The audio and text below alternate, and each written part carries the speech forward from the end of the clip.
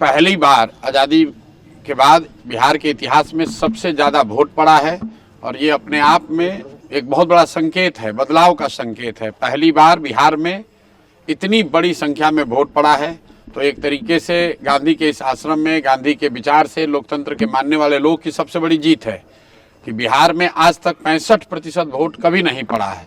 तो हम लोगों का ऐसा मानना है कि ये 65% वोट बिहार में बदलाव का वोट है। 14 तारीख से बिहार में एक नई व्यवस्था बनाने के लिए वोट है। ये वोट इस बात के लिए है कि बिहार में भी अब बच्चों के लिए पढ़ाई और रोजगार हो, बिहार के बच्चों को भी आगे पलायन न करना पड़े, 10-12 हज़ार के रोजी रोजगार के लिए घर परिवार बिहार गांव छोड़कर बाहर नहीं जाना पड़े, बिहार में भ्रष्टाचार खत्म हो। और इसीलिए लोग इतनी बड़ी संख्या में आकर वोट दिए हैं। जितने भी पत्रकार हैं, विशेषज्ञ हैं, राजनेता हैं, किसी को अंदाजा नहीं था, किसी को अंदाजा नहीं है कि इतना लोग वोट दिया कौन है।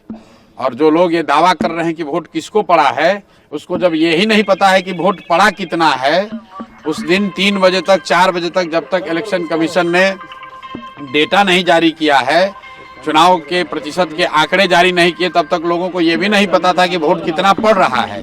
लेकिन लोग टीवी पर, यूट्यूब पर आकर बड़े बड़े बयान दे रहे हैं कि वोट किसको पड़ रहा है।